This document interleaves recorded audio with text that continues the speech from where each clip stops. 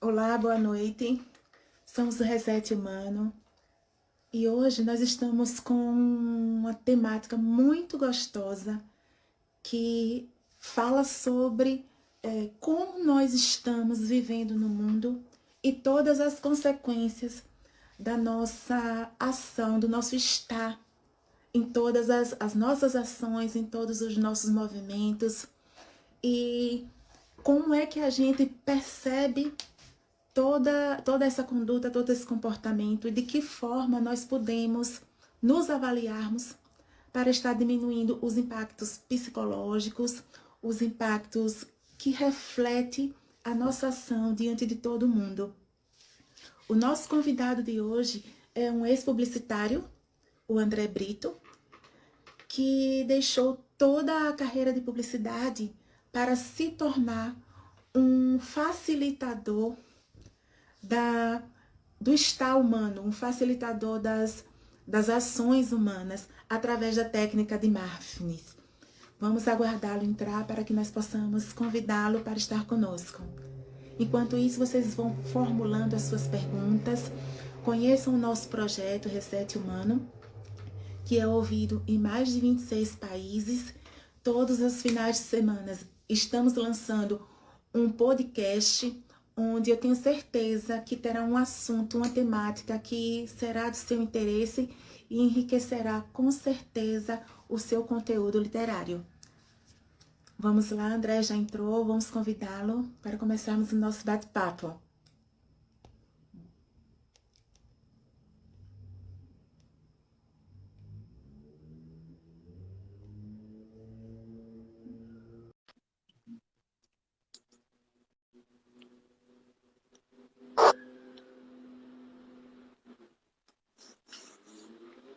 Boa Olá, noite, André.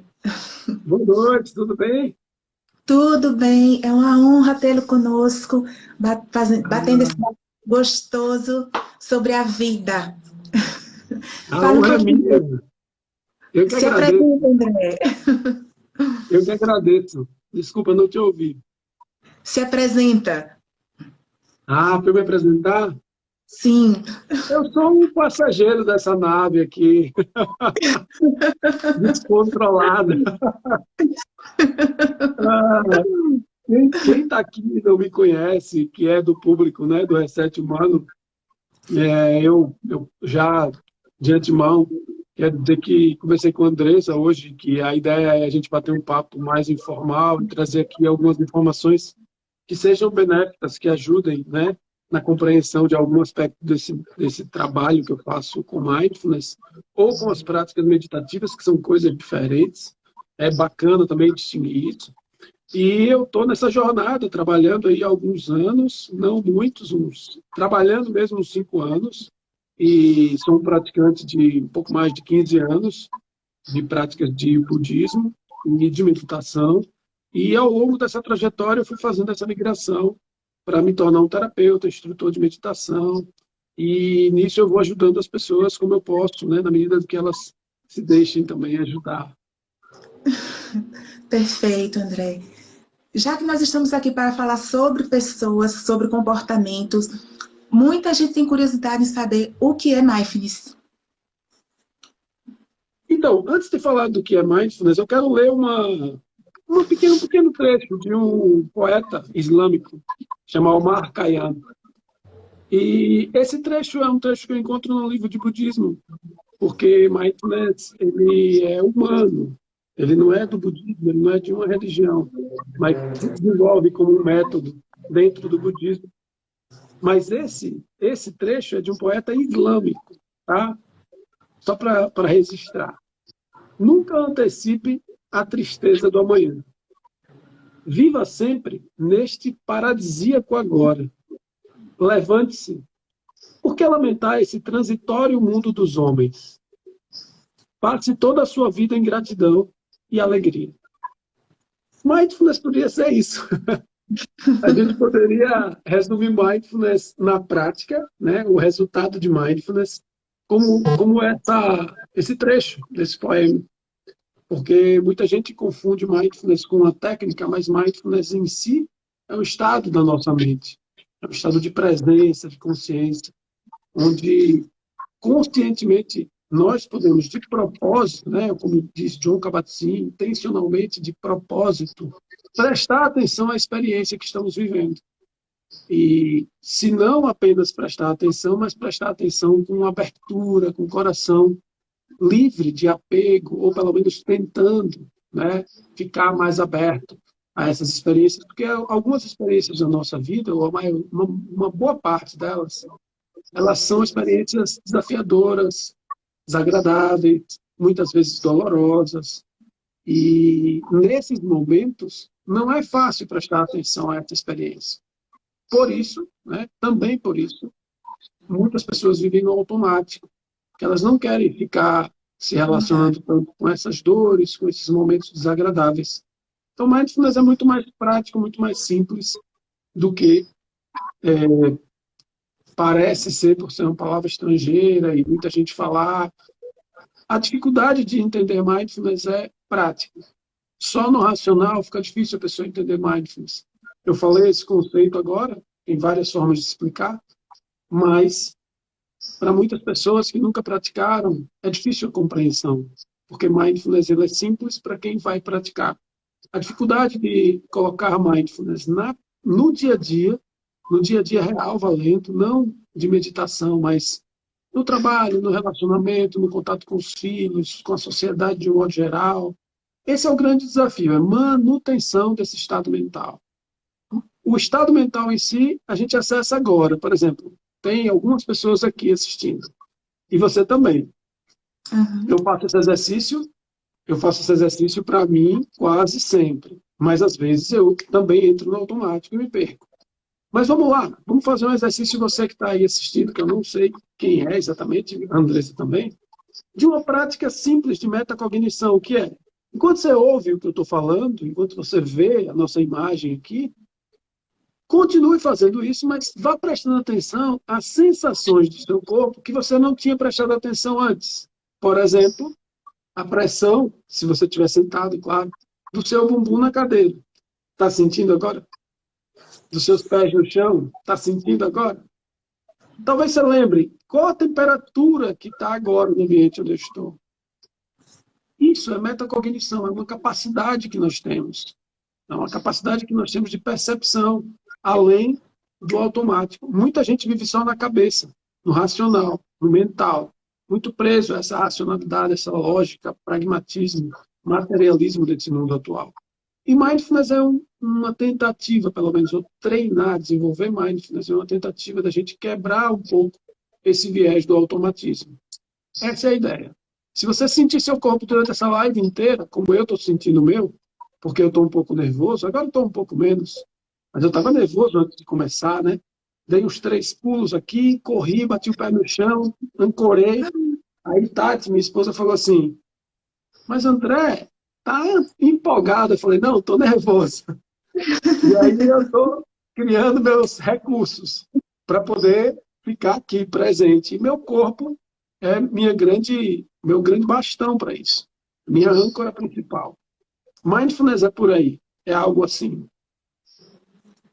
André, muita gente se questiona e quando escuta falar em mindfulness, quem nunca ouviu falar ou quem já ouviu falar, acredita muito que a técnica vai nos dar base para que todas as dificuldades relacionadas ao nervosismo ou à contrariedade, elas vão desaparecer. Eu vou me tornar um indivíduo que a partir do momento que eu pratico mindfulness, eu não vou sentir mais raiva. E isso é um conceito completamente contraditório, não é? Sim, sim, sim. Na verdade, é muito comum, né? A gente buscar como uma resposta, como uma solução para os nossos problemas, para as nossas questões. Esses dias eu estava falando com um querido amigo, Igor, fotógrafo, sobre esse aspecto que é, de um modo geral, todos nós estamos buscando uma solução para as questões, né? O tempo inteiro. Então, por exemplo, eu tinha 2 coisinhas aqui para fazer, né? Essa maquineta e um outro modem, além de outras tarefas. Então, eu estou quase o tempo inteiro indo em busca de uma solução para algo que está pendente. E também é assim no meu conteúdo interno. Se tem algo não resolvido, se tem um pensamento sempre recorrente, se tem uma tristeza que volta, eu quero algo para eu resolver. Então, quando Aham. aparece algo que está dando certo, né, está dando certo entre aspas, que muita gente está falando, que está ficando famoso, é comum, né, que essas distorções surjam. Uma distorção na ideia de que eu faço mindfulness e aquilo que estava ruim fica bom. E não é bem assim. É muito mais um aprendizado sobre uma capacidade inata, ou seja, nós temos essa capacidade. Poucas pessoas, quer dizer, existe um número suficiente de pessoas, infelizmente, que têm transtornos severos ou estão no momento em transtornos severos que elas não terão capacidade de praticar mindfulness, de desenvolver aquilo que já está nelas.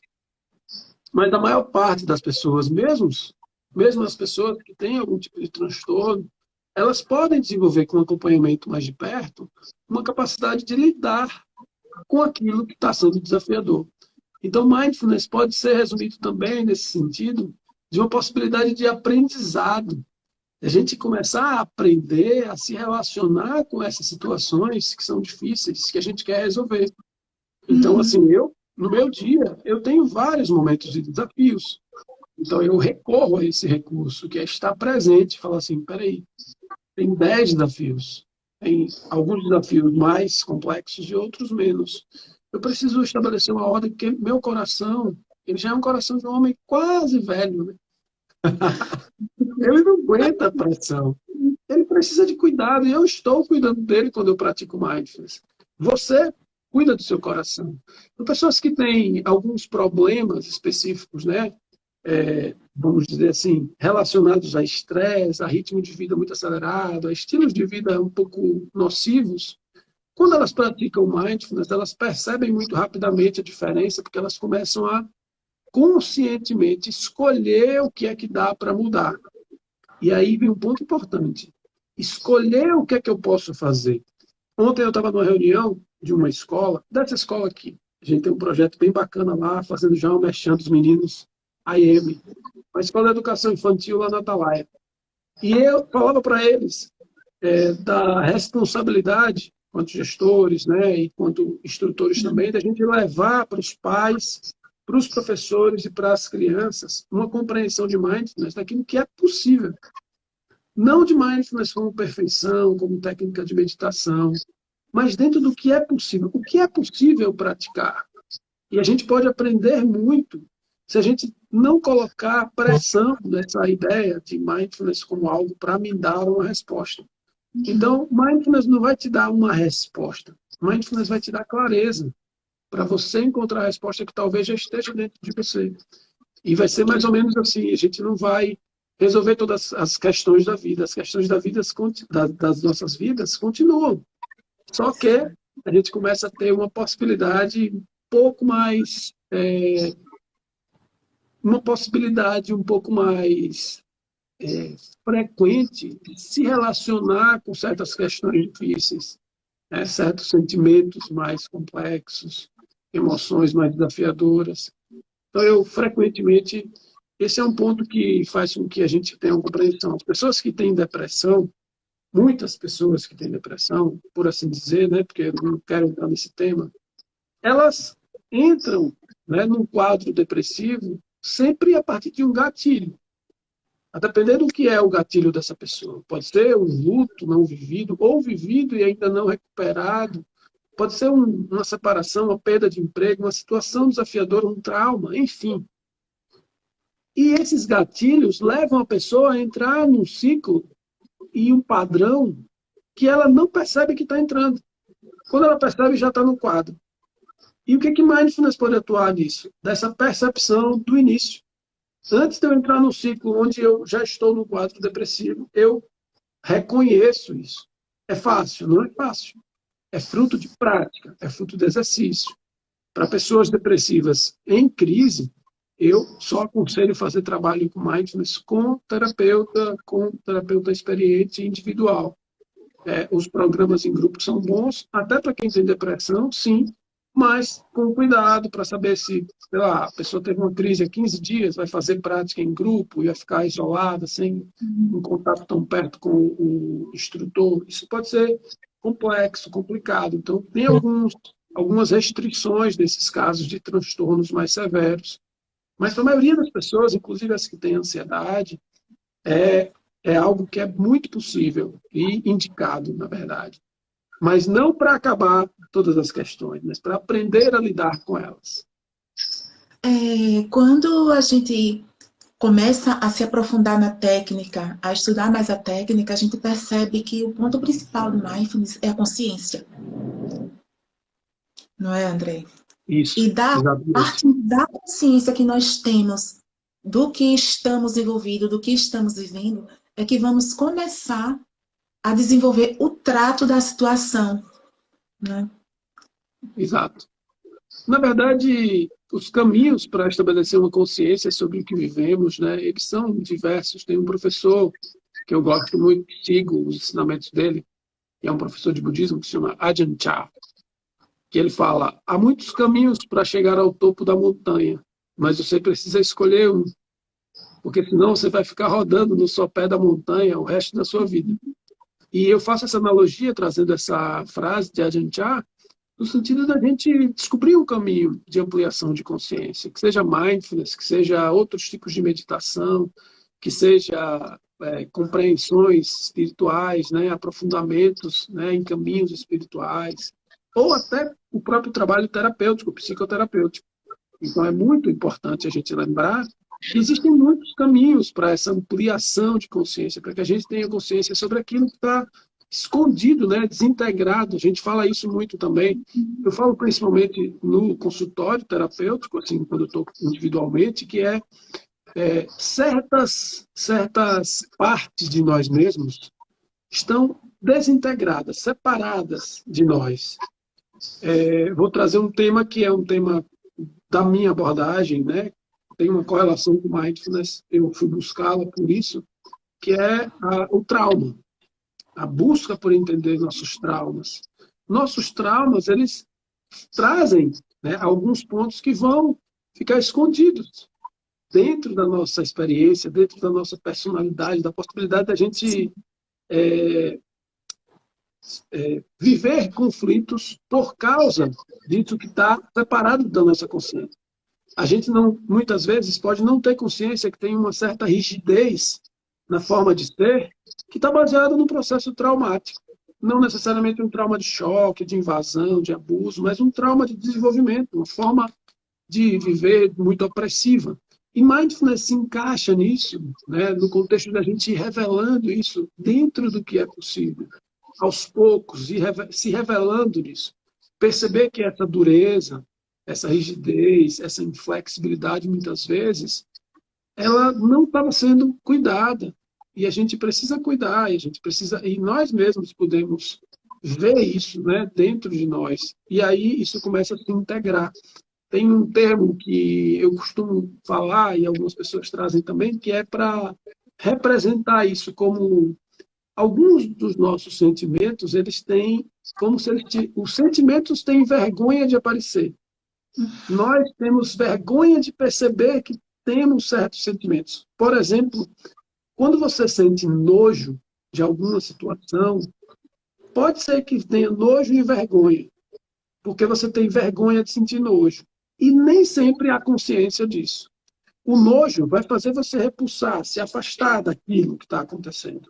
E, às vezes, a falta de treinamento também, né, de habilidade para a gente desenvolver a compaixão, faz com que a gente acabe sendo apenas um repetidor de padrões, respondendo as coisas assim, com sentimentos, sem nenhuma consciência.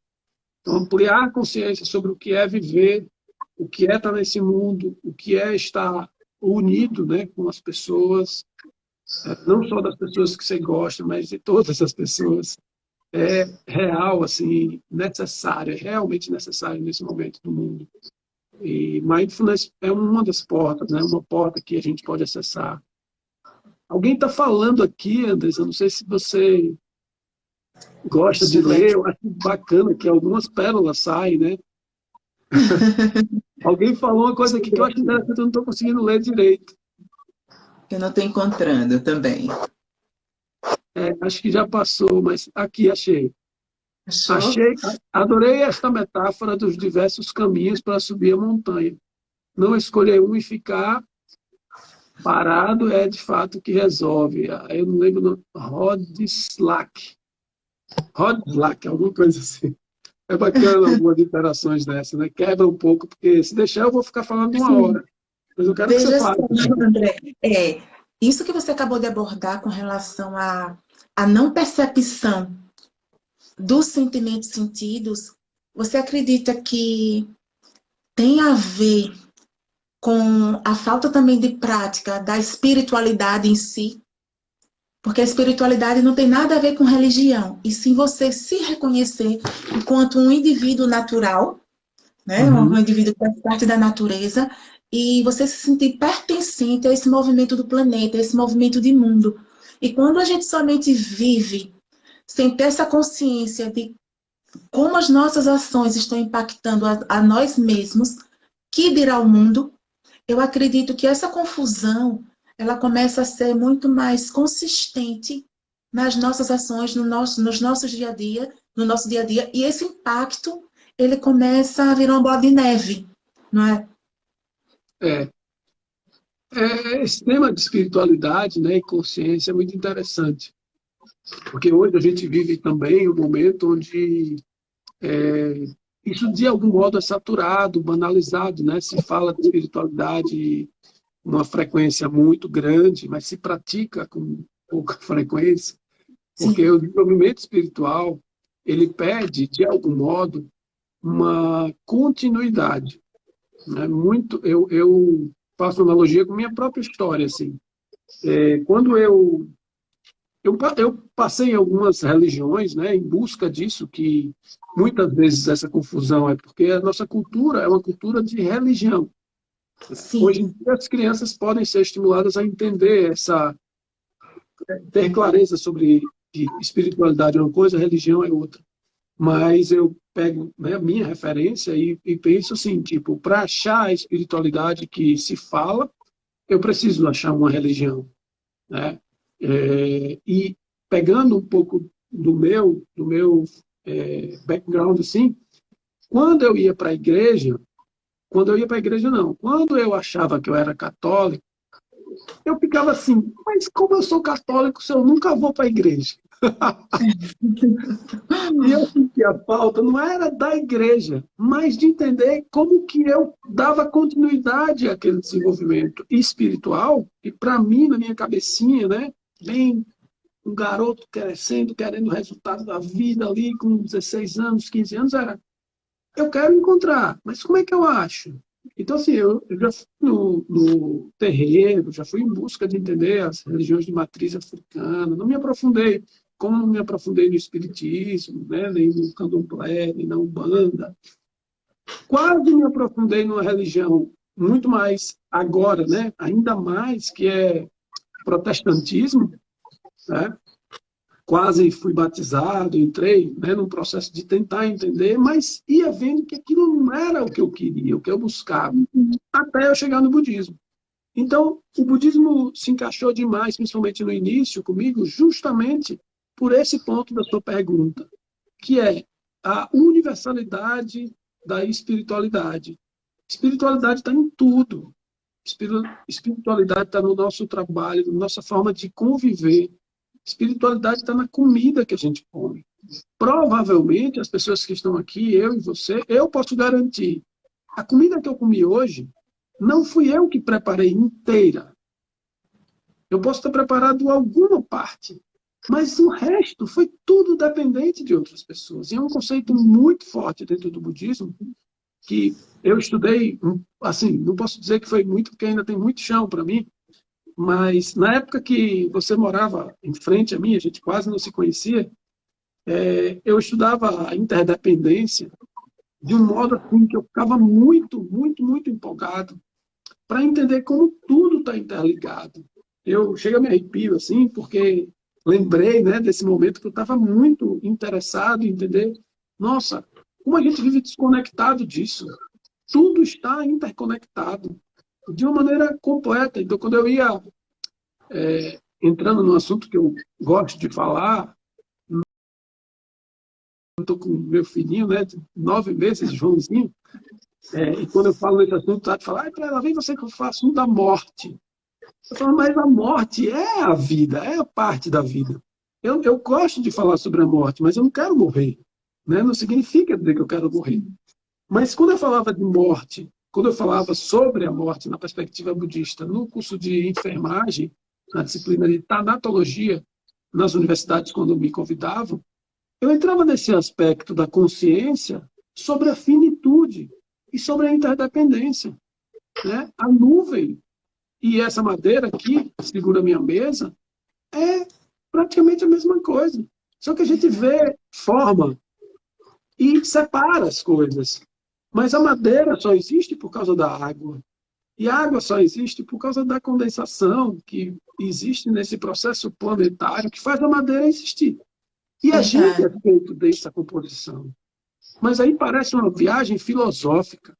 Mas aí, quando a pessoa me diz isso dentro do processo prático, eu convido a fazer uma meditação dos 4 elementos, que não é mais, que é algo um pouco mais profundo para quem já está treinando, né? E ter uma percepção da dureza dentro do seu corpo, a dureza, né, dos ossos, dos dentes, de algumas partes mais rígidas do seu corpo, assim como o calor, assim como o ar. Então, é muito importante a gente ter uma compreensão do todo a partir do que eu significo, ou dou significado para mim como espiritualidade, como universalidade, como união. É uma coisa que muita gente não entende. O termo yoga significa união. Yoga Uhum. não é uma série de posturas. Aquilo ali é uma prática, um tipo de prática corporal para acesso a essa compreensão também. Então, para mim, a consciência, ou ampliação de consciência, está ligado à aproximação da visão de sabedoria sobre a unidade, sobre estarmos realmente unidos em tudo. Verdade, Dé. Viajei demais, não? Não, de forma alguma. Ô, André, em que momento, nessa sua viagem da vida, foi que você percebeu esse reset?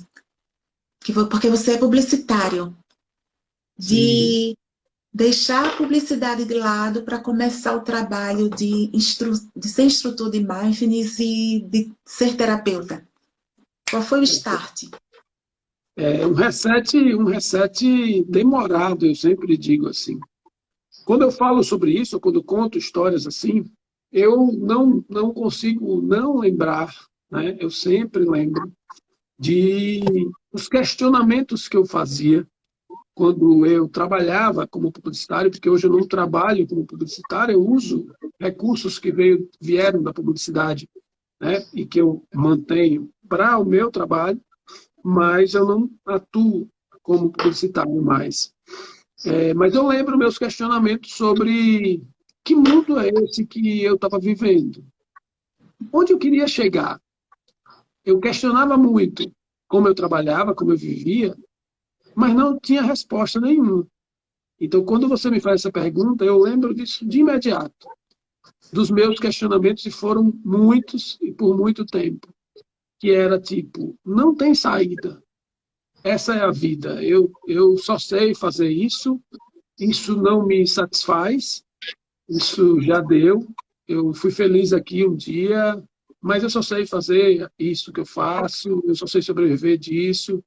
Era difícil conviver com essa crença, porque eu vivia cada vez mais me sabotando, né? Porque a publicidade ela impõe um ritmo, né? Para a vida, assim, de um movimento mesmo para trabalho, para muitas pessoas, eu digo para mim, né, a minha própria história de ganância mesmo, de ganhar dinheiro, de atingir resultado, do ego também, né, da Uhum. visibilidade, do contexto de status social. Então, eu comecei a me desencantar com aquilo. Eu não queria mais viver naquilo. Então, em determinado momento, 2005 aproximadamente, eu decidi que aquilo que eu estava vendo como apenas um hobby ou uma curiosidade em relação à espiritualidade, ao budismo, nessas frentes, né? Lendo O Poder do Agora, de Eckhart Tolle, e alguns livros de Dalai Lama e outras coisas assim, pesquisando, eu decidi que eu precisava entender, né, que visão é que eu iria alcançar da vida. A vida era só aquilo: acordar, trabalhar, ganhar dinheiro, namorar, ter sucesso. O que é sucesso? Que tipo de sucesso que eu quero? Se eu, às vezes, ganho dinheiro, compro um carro novo, mas não estou feliz, o que é o que eu quero? O que é exatamente, né, esse objetivo de viver, de estar na vida? E aí foi que esses questionamentos começaram a surgir e ter algum caminho de resposta. Eu comecei a fazer mais prática meditativa, eu comecei a ficar mais quieto. Aí vieram, né, 2009, surgiu as práticas do grupo que eu coordenei aqui por 10 anos, um grupo de budismo. E, obviamente, esse caminho, né, que eu fui desenvolvendo ao longo desse tempo todo foi me trazendo um direcionamento para o que eu queria, que era trabalhar com pessoas, ajudar essas pessoas a, de repente, num momento de instabilidade mental, de inquietude, de insatisfação sobre o que trabalhava, eu trabalhar como coach ou como terapeuta. E aí entrei para fazer psicologia na faculdade em 2016, né? Continuo, mas assim, fui parando, eu sou um estudante lento e estou tranquilo com isso. Eu não estou na faculdade para ganhar um diploma logo, mas para ter a experiência que eu busco, né, com mais uma formação. Então, assim, em 2016, 2015 para 2016, foi que realmente essa chave virou. O reset, ele começou para mim em 2005 e demorou praticamente 10 anos para eu realmente virar a chave, ter coragem, né, de me jogar, de me lançar num vazio, porque eu não sabia o que ia ser. Mas eu decidi que eu não ia ficar naquilo mais, me sabotando. E eu não posso ter feito escolha melhor, sabe? Eu não me arrependo, não me arrependo mesmo. A pandemia quebrou um pouco o ritmo do meu trabalho, né? De como vinha. A gente foi se reinventando. Mas, de um modo geral, se eu pudesse escolher alguma coisa relacionada a isso, eu teria escolhido fazer isso mais rápido, não esperar 10 anos. Mas foi como teve que ser. E eu sou muito grato por isso, porque foi muito importante para mim esse tempo, né? Eu sou lento, uma médica da antroposofia, Jaqueline, não sei, algumas pessoas podem conhecê-la, ela é aqui de Aracaju, ela fala: André, você gosta da coisa lenta. Você é lento, é o seu ritmo. Eu falei: exato, eu sou lento. E quando uma coisa é muito rápida, às vezes eu sou inquieto, mas naquele meu ritmo. E às vezes dá uma confusão. Então eu tenho minha ansiedade também em relação às coisas que eu ainda quero conquistar, os meus sonhos, né? Eu tenho muitos sonhos. Só que em casa o Tati que sabe, e as pessoas que são mais próximas. Mas esse reset começou, e eu diria que eu, de algum modo, eu sempre dou esse resetzinho quando precisa, né? Não reset no sentido de mudar completamente, mas de fazer esse momento de pausa, né? Refletir sobre essas pressões, essas buscas, essas autocobranças. Né? Não sei se eu respondi, mas meio por aí. Respondeu sim. André, uma coisa que eu acho muito interessante é que quando a gente fala muito em meditação, as pessoas só se reportam ao estado de estar sentado com as pernas cruzadas, os dedos apostos e tentando não ouvir nada. E esse não ouvir nada quebra completamente a filosofia do que é meditação, porque a meditação você faz uma viagem para dentro, não é? É você considerar tudo o que está acontecendo ao seu redor e mesmo assim não se sentir desequilibrado com tudo que está acontecendo. E uma coisa muito interessante também que você colocou, você falando da sua ansiedade com relação à vida, aos seus projetos, e é exatamente isso, é você não deixar de sentir o mindfulness, não é? É você sentir essa ansiedade, tendo consciência do que está sentindo Isso. e desenvolvendo justamente esses caminhos da montanha para saber como diminuir essas ansiedades para poder não te causar um impacto que possa te prejudicar. Não é você deixar de sentir, é você sentir com consciência e trabalhar o que você está sentindo. Né? Exatamente, exatamente. A verdadeira meditação é você trazer consciência para o seu dia a dia, para a sua fala, né, para as suas atitudes, não só para a parte de introspecção, assim, de o que eu penso, o que eu sinto, mas o que eu faço. O que eu faço? Como eu faço o que eu faço? Como eu estou reagindo ao mundo? Esses dias eu botei uma frase, não lembro o nome da autora, mas botei no meu post lá, basicamente diz que a vida é 10%, né, o que a gente faz, e 90% como a gente reage ao que fazem com a gente, ou coisa desse tipo. A gente está o tempo inteiro respondendo, né? E a meditação em si, que a gente faz sentado, de pernas cruzadas, e às vezes muito quieto, no estado de percepção diferenciado, pode levar a não escutar nada, pode levar a ter uma ideia de que não tem pensamento, pode levar a uma ideia de que não tem percepção nem do corpo. Isso é fruto, né, de uma concentração mais profunda para que você aprenda os caminhos, né, de trazer esse tipo de consciência para o seu dia a dia. Quando as coisas estiverem um caos, você poder ter centramento, você poder respirar e falar, ok, o que eu faço agora? O que eu faço agora nesse caos? Ontem, eu vi um post de uma querida amiga, Larissa, que ela fazia um relato sobre ela e a filha. A filhinha dela deve ter uns 3 ou 4 anos. E foi muito importante para mim, com o João, né? Que a prática da meditação é isso, é você ter essa consciência. Olha o que ela fala. Ela fala que estava tentando, como mulher, né, que empreende, estava tentando trabalhar e dar conta do que ela botou na meta dela naquele dia. Só que a filhinha dela estava chorosa, com, né, um comportamento de querer muito a ela, muito apego, o pai tinha ido trabalhar, enfim. E ela falou, teve uma hora que eu percebi que eu podia deixar o trabalho de lado, porque ela, nesse momento, era o mais importante, que é uma criança, né? Acabou de sair dessa fase da primeira, né? De bebê ainda, quase um bebê que saiu dessa fase. Precisa desse cuidado, dessa atenção. E ela falou, quem era que estava me pressionando a continuar fazendo os trabalhos? Eu mesmo.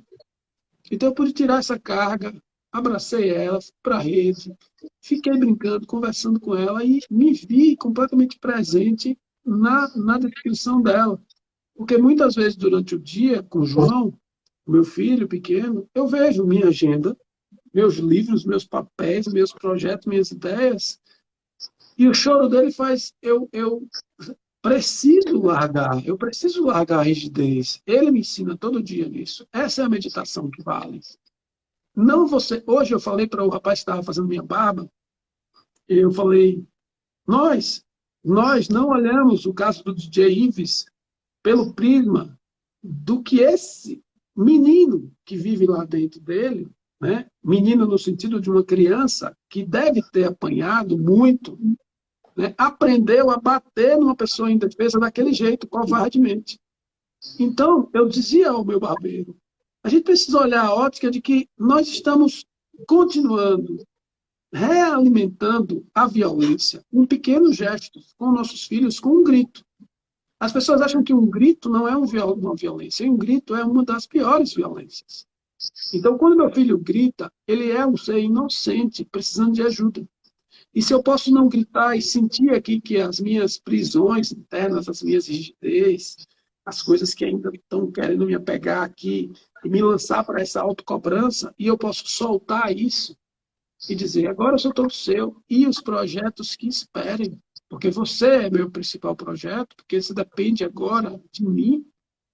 A meditação é para isso. A meditação não é para ficar zen na montanha.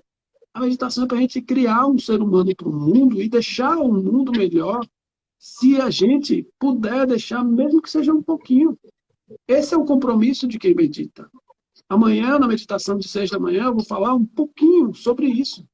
Quando a gente medita, a gente torna o mundo melhor, se a gente realmente está honesto com a nossa prática, porque a gente está soltando a pressão de fazer mal ao mundo.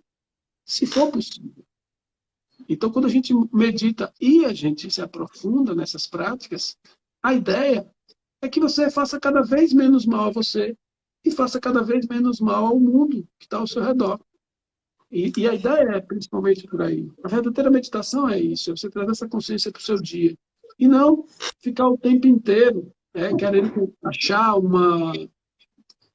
um resultado para a meditação, né? Como aquilo que eu falei no início. Ah, eu estou ansioso, vou meditar porque eu paro de ficar ansioso. Não, não necessariamente. Eu sinto a meditação, eu sinto a ansiedade. Só que eu só posso compreender a ansiedade se eu sentir a ansiedade. Se eu souber da ansiedade com a ideia do que é a ansiedade, não vai se resolver. Então, um mestre fala, o ser humano não consegue fugir e aprender ao mesmo tempo. Ou ele aprende, ou ele foge. Então, se você fugir do que você sente, dos seus sentimentos, você não vai ter aprendizado.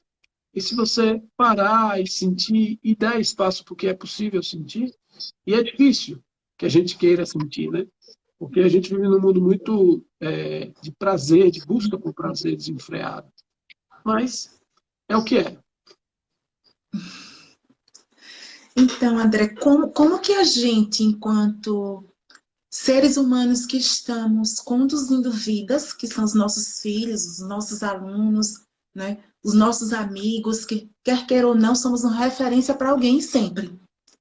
Podemos estar trabalhando principalmente as crianças com relação às práticas e técnicas de mindfulness para que elas possam dar uma resposta diferente a todo esse caos que a gente já vem vivendo. Essa é uma pergunta ótima. Não sei se ela está aqui ainda. Ana Cecília é uma parceira de trabalho. Ela tem se dedicado um pouco ao trabalho com crianças. E a minha compreensão, falando de um modo mais rápido, né, mais resumido, é que as crianças, via de regra, elas estão mindful, muito mais mindful do que a gente imagina.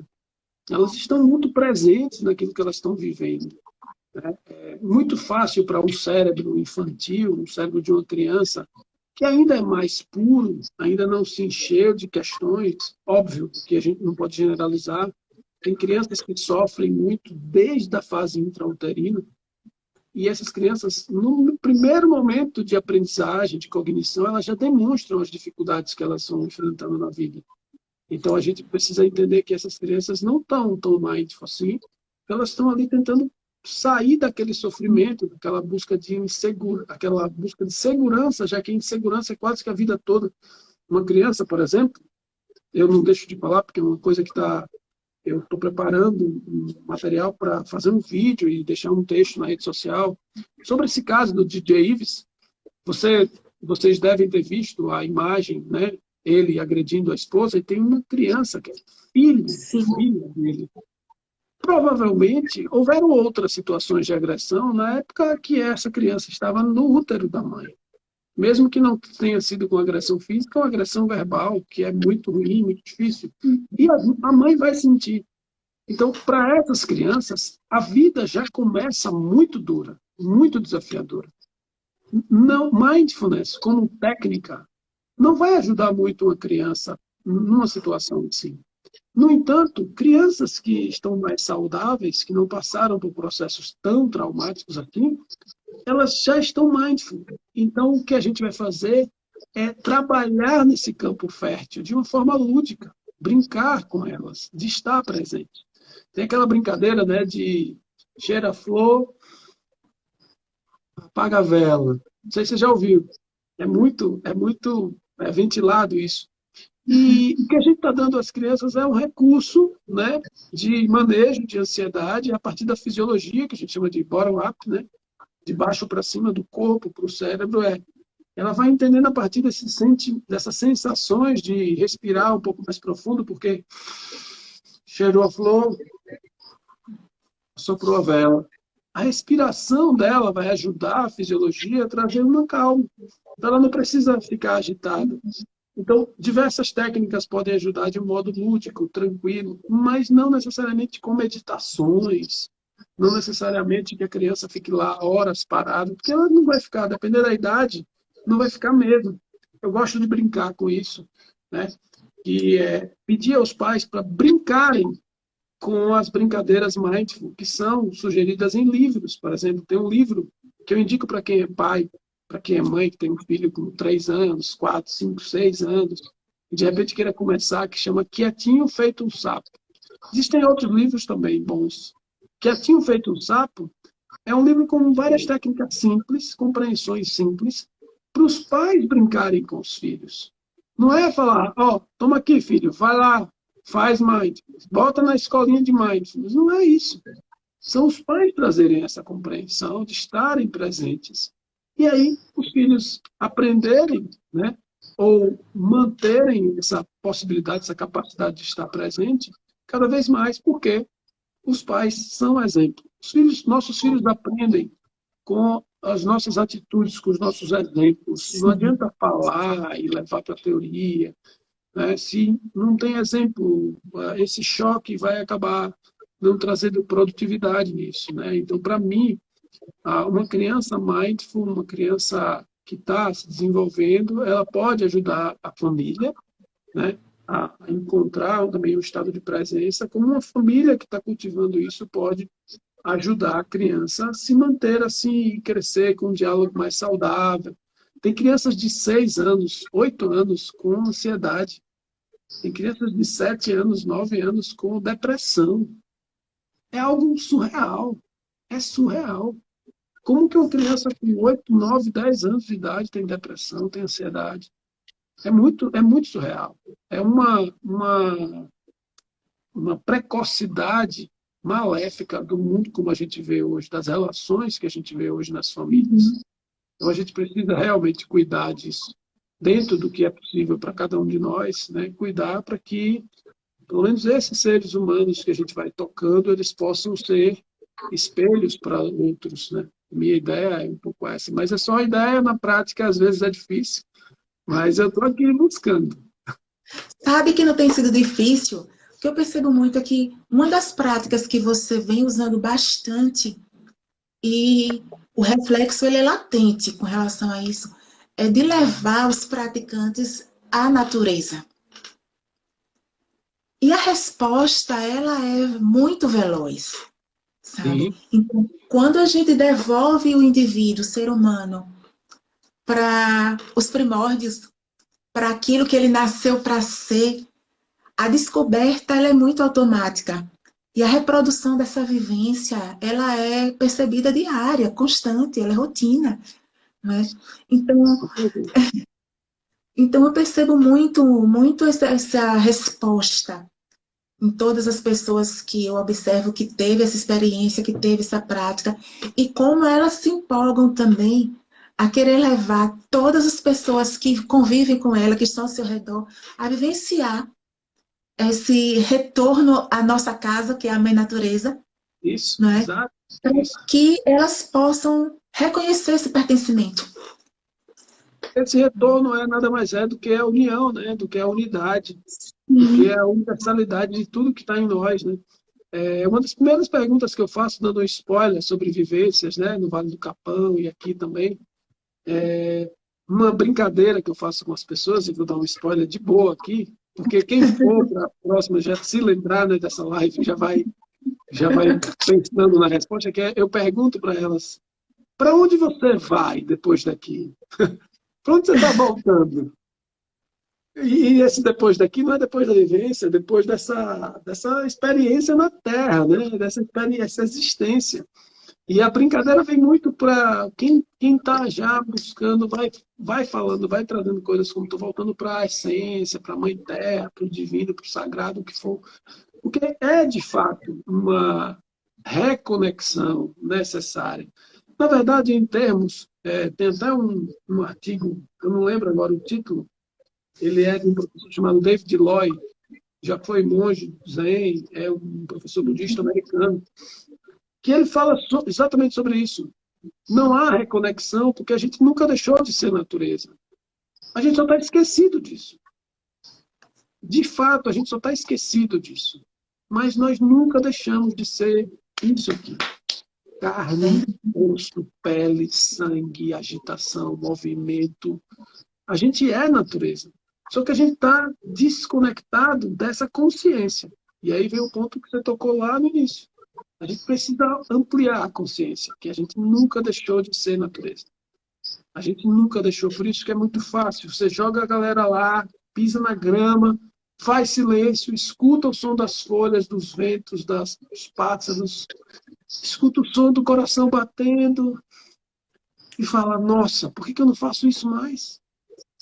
E aí eu vou aproveitar o gancho para fazer propaganda. Dia 14 de agosto, eu vou fazer um retiro, um mini retiro aqui em Aracaju de silêncio. Vai ser um dia de silêncio, de 8 da manhã a 8 da noite. Né? Vai ser muito bacana, porque a gente vai ter práticas meditativas, outras práticas, mas o principal é o silêncio. Então, tem gente que fala assim, ah, não vou para o retiro de outubro, outra propaganda, tá? Como a gente está fazendo uma live de graça, né, André? Isso aí é uma coisa que eu estou acostumado a fazer muito. Desde 2017 eu faço assim, que é assim, tipo, uma hora aqui de graça, né? Então, assim, poxa, deixa eu fazer uma propaganda então, pelo menos.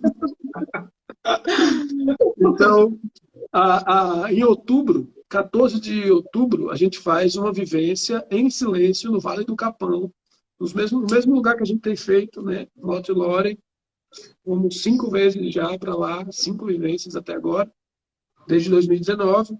E a próxima, em outubro, a gente faz em silêncio. São quase 3 dias em silêncio, tá? A partir do primeiro momento lá até o encerramento no sábado de noite em silêncio.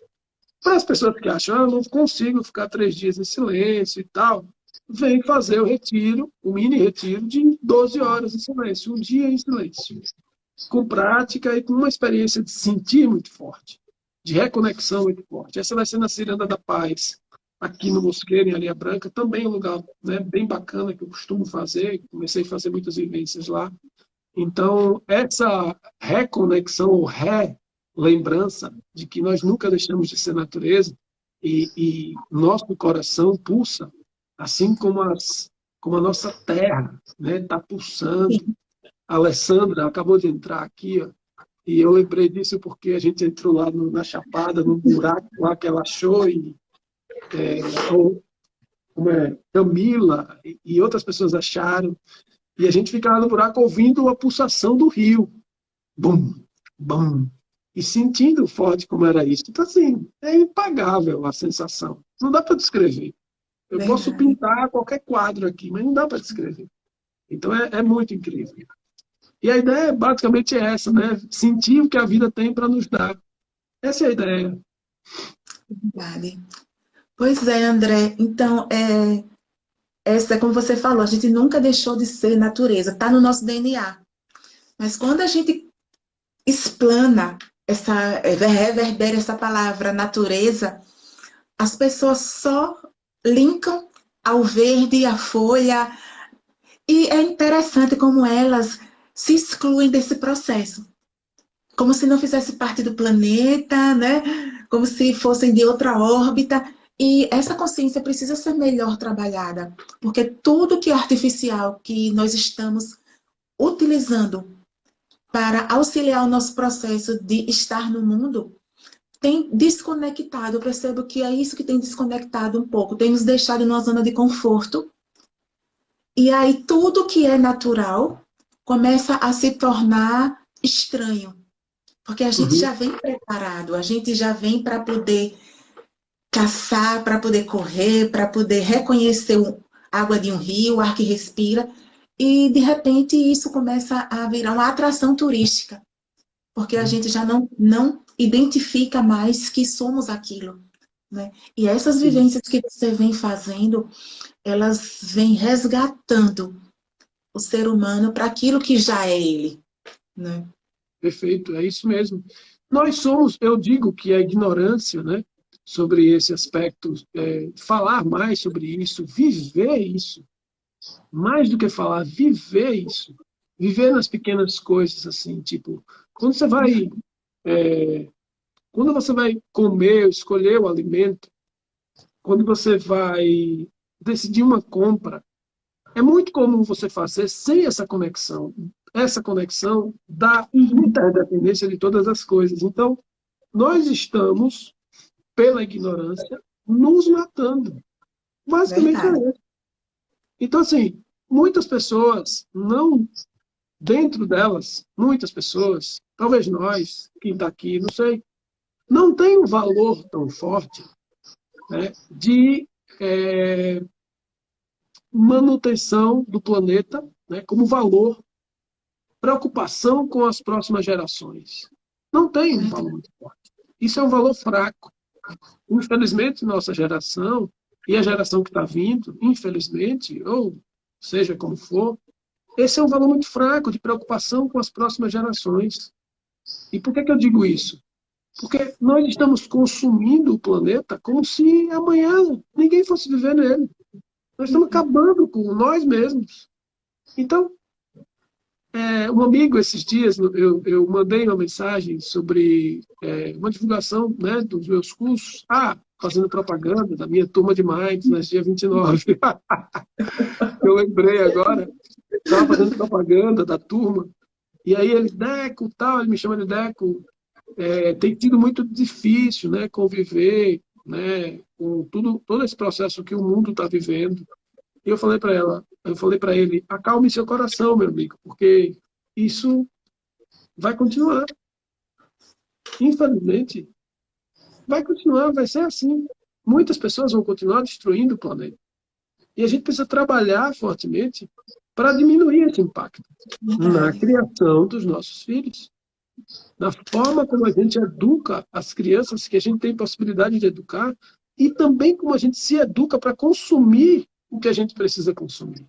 Para consumir menos, para consumir de forma mais sustentável, se é que é possível, porque a sustentabilidade, não sei se vocês já viram, um documentário que é intrigante, no Netflix ele está lá disponível, ele chama Seaspiracy.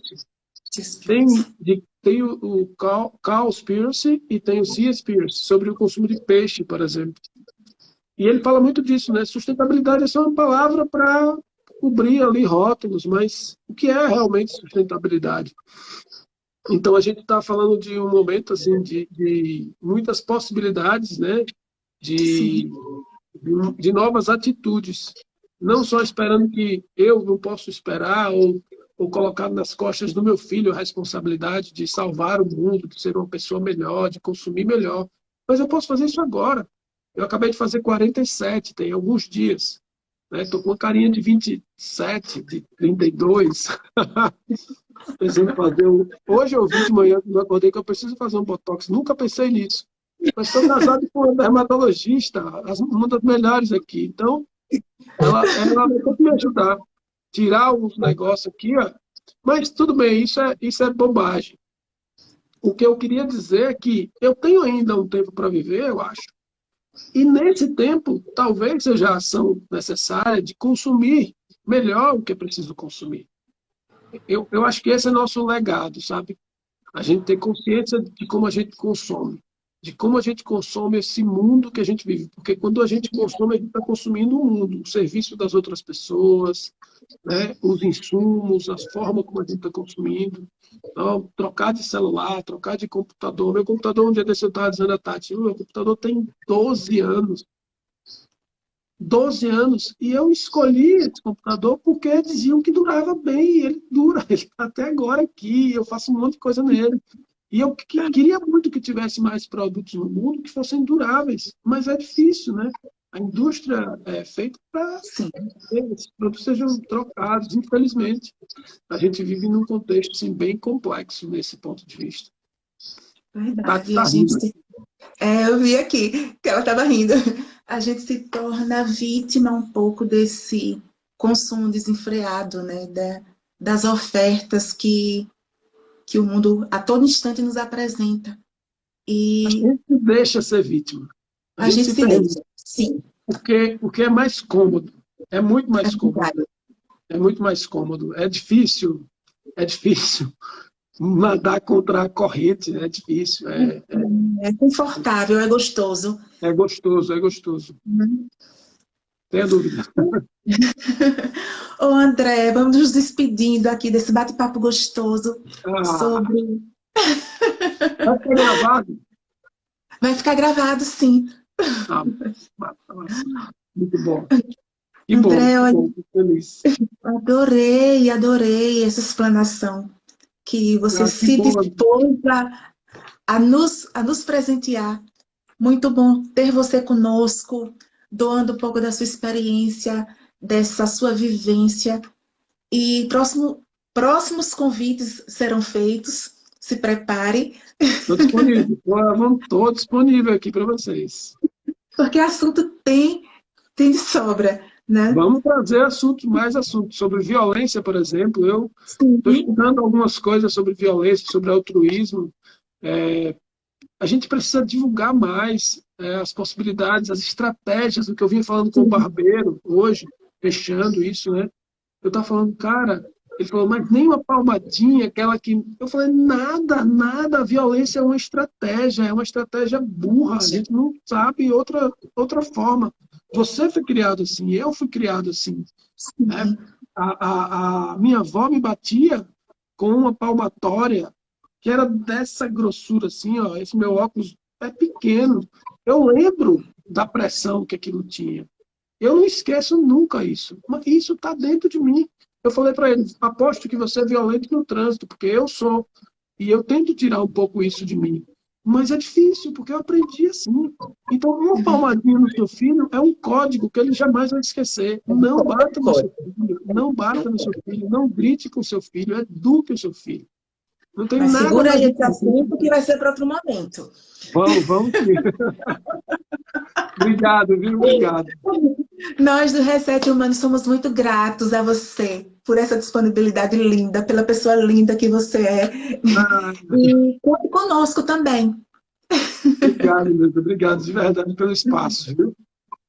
Nós que agradecemos. Obrigado por quem ficou aqui esse tempo todo. Um beijo Sim. e descanse. Tenha uma ótima noite. E amanhã, 6 horas, tem meditação também. Esqueci de fazer a propaganda da meditação. 6 horas da manhã todos os dias. Segunda a sábado, 6 da manhã, meditação gratuita aqui no Instagram. Venham. Perfeito. Nós agradecemos vocês que ficou conosco até agora, certo? Sigam a gente lá na página do Reset, acesse os nossos podcasts no Spotify, que todo sábado tem um assunto gostoso que vai caber na sua rotina, tenho certeza. Tchau, Obrigado, tchau, boa meu. Um noite. beijo. Conte Boa conosco. noite. Tchau, Tchau, tchau. tchau.